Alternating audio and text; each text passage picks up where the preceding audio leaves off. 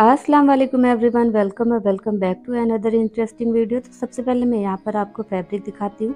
ये मैंने जॉर्जेट का फैब्रिक लिया हुआ है जिस पर ये बनारसी वीविंग है, ये प्रिंट नहीं है। मैं यहाँ पर आपको पलट कर दिखा देती हूँ कि ये टोटल वीविंग है। इस तरह के फैब्रिक्स आपने बुटीक्स में देखे होंगे या जो लाइव में अच्छी बड़ी बड़ी लाइव्स में इस तरह के सूट्स के डिज़ाइन या फैब्रिक्स आपको दिखाए जाते हैं। ये मुझे लोकल मार्केट से ही मिल गया था और बहुत रीज़नेबल प्राइस पर मिला था। तो ये जो ड्रेस मैं तैयार करने वाली हूँ बहुत लोवेस्ट बजट पे तैयार होगी।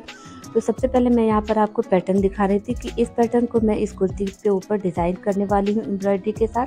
तो सबसे पहले मैंने क्योंकि ये कपड़ा जो है ये डबल अरज का था, इसलिए मैंने 4 फोल्ड करके कपड़े को बिछा लिया था और उसके बीचों बीच सेंटर से एक सीधी लाइन लगा ली थी ताकि मुझे ये पता चले कि मैं यहाँ इसका सेंटर कहाँ से है। उसके बाद सेंटर पॉइंट से रखकर मैंने इंची टेप को 4-4 इंच के गैप पर नीचे तक निशान लगा लिया था जितनी मुझे कुर्ती की लेंथ चाहिए थी। और जो मैंने पॉइंट्स लगाए थे उन पॉइंट्स को जोड़कर मैंने एक सीधी लाइन बना ली थी। उसके बाद जस्ट जो लाइन खींची थी मैंने उसके ऊपर बिल्कुल सेट करके कार्बन पेपर को बिछा दिया था और उसके ऊपर अपनी डिज़ाइन सेट करके पेन के साथ मैंने उसको पेपर अपने कपड़े पर उतार लिया था। उस कपड़े पर उतारने के लिए मैं यहाँ पर कार्बन पेपर का यूज़ कर रही हूँ। आप चाहें तो वो बाहर से भी डिज़ाइन करवा सकते हैं क्योंकि ये डिज़ाइन बने बनाए जो हैं वो बहुत से लोग बाहर भी करते हैं। मेरे पास ये फैसिलिटी अवेलेबल नहीं थी तो मैंने घर में ही खुद ही बना लिया था। और ये यहाँ पर फैब्रिक पर मेरा डिज़ाइन जो है वो कार्बन हो गया था। मैंने अपनी फैब्रिक को अड्डे पर सेट कर लिया था। उसके बाद में यहाँ पर आपको दिखा रही थी कि ये गोल्डन कलर का मैंने कटदाना लिया है। सबसे ज़्यादा यूज़ इस डिज़ाइन में इसी का होने वाला है। तो सबसे पहले जो मैंने लाइन सीधी खींची थी मैं उससे शुरुआत करूँगी और कटदाने की एक सीधी लाइन में बनाऊँगी। अच्छा, मैं यहाँ पर आरी वर्क की नीडल का यूज़ कर रही हूँ। आप चाहे तो सिंपल नॉर्मल नीडल का भी यूज़ कर सकते हैं, जिसके साथ भी मैंने ये अपनी पहले की वीडियो में बनाया हुआ है कि आप किस तरह से नॉर्मल नीडल का यूज़ करके एम्ब्रॉयडरी कर सकते हैं। ठीक है, तो यहाँ पर मेरी ये पहली लाइन बनकर कंप्लीट हो गई है। अब इसी तरह हम दूसरी लाइन को भी कंप्लीट करेंगे। दूसरी लाइन के लिए मैं यहाँ पर आपको दिखा रही थी कि मैंने ये हाफ सर्कल्स बनाए हुए हैं और क्योंकि ये बॉर्डर की तरह बनना है तो मैंने पहले एक लाइन को कंप्लीट करना है और उसके बाद फिर मैं यहाँ पर दूसरी लाइन को कंप्लीट करके आपको दिखा रही थी। टोटल प्रोसेस मैं यहाँ पर नहीं दिखा रही हूँ क्योंकि वीडियो लंबा हो जाता है। उसके बाद जो ये लीफ का जो बना हुआ था मैंने उसको बना लिया है। उसके बाद जो ये है ऊपर जो फ्लावर के शेप का बना हुआ है उसको बनाएंगे हम। तो सबसे पहले मैंने उसके लिए यहाँ पर लिया गोल्डन कलर के ये सीक्वेंस लिए हैं। ठीक है, अच्छा ये साइज़ जो है ना बहुत छोटा है ना बहुत बड़ा है, ये मीडियम साइज़ का सीक्वेंस है। मैं यहाँ पर आपको फिंगर पे रख के दिखा रही थी। और उसके बाद मैंने यहाँ पर पिंक कलर का रेशम का थ्रेड लिया है और फिर रेशम की थ्रेड को मैंने 5 लेयर्स करके उसको सुई में पिरो कर डबल कर लिया था। इस तरह से वो उसकी लेयर 10 लेयर्स हो गई थी। फिर उसके बाद सबसे पहले जो ऊपर वाली पॉइंट है वहाँ से मैंने निकाला है रेशम को ऊपर की तरफ और नॉट लगाकर फिर उसके बाद मैंने सीक्वेंस को लिया है और इस तरह से अपनी फिंगर की हेल्प से मैंने एक नॉट लगा दी। उसके जस्ट बगल से मैंने फिर इसी प्रोसेस को अपनाया है। ये देखिए इस तरह से जैसे मैंने पहले वाले को किया था और इस तरह से मैंने इसकी नॉट लगा दी।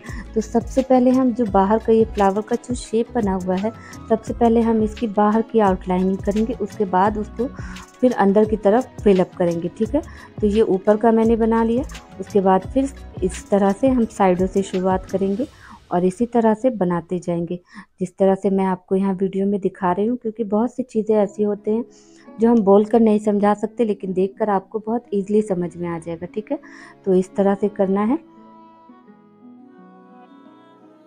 अच्छा, मैं ये कहना चाह रही थी कि वीडियोस को आप लोग पूरा देखा कीजिए क्योंकि वीडियोस को जब आप पूरा नहीं देखेंगे, सिर्फ आप ये देखते हैं कि उसका रेडी लुक कैसा आया, तो आपको समझ में नहीं आता है कि किस तरह से क्या यूज़ हुआ है और किस तरह से बनाया गया है। ठीक है, और बाकी तो आपकी मर्ज़ी पर डिपेंड करता है कि आप क्या देखना चाहते हैं और कितना देखना चाहते हैं।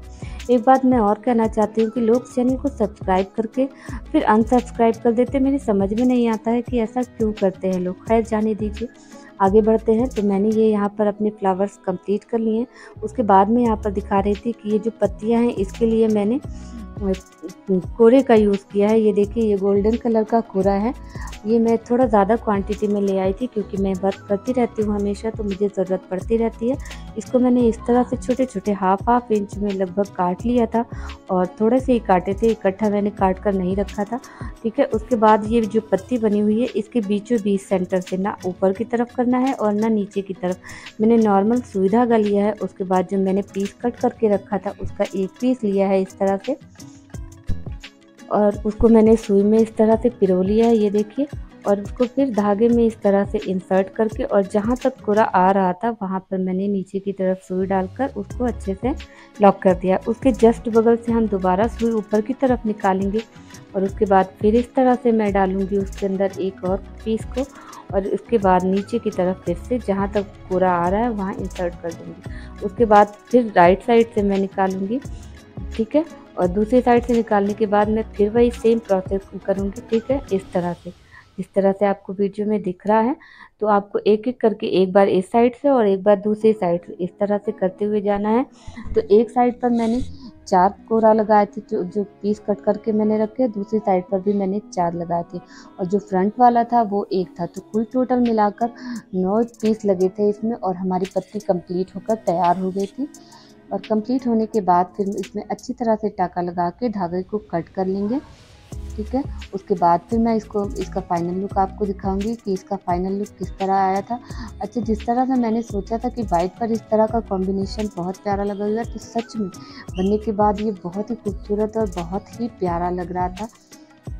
मैं ये नहीं कहती कि इसमें मेहनत नहीं लगती, क्योंकि इस वक्त में मेहनत लगती है, लेकिन ये भी सच है कि किसी भी काम को आप करेंगे उसमें आपको मेहनत लगनी ही लगती है। तो ठीक है, उसके बाद ये देखिए, ये यहाँ पर मेरा बनकर तैयार हो गया है। और जब आप किसी काम में मेहनत करते हैं और उसका नतीजा बहुत अच्छा निकल कर आता है, तो यकीन मानिए उससे ज़्यादा सेटिस्फेक्शन आपको किसी भी चीज़ में नहीं मिलती।